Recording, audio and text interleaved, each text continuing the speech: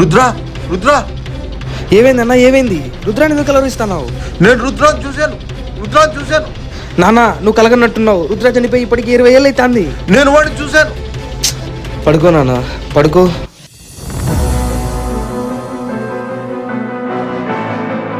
Hello అన్నా, మీ father ఇక్కడ హాస్టల్కి వచ్చి పడిపోయాడన్నా, మీరు అర్జెంట్గా రండి.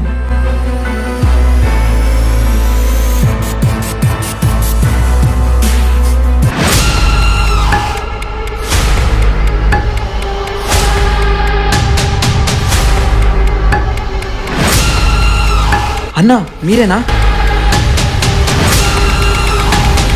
అన్నా నేను తీసుకెళ్తాను. సరే అన్నా.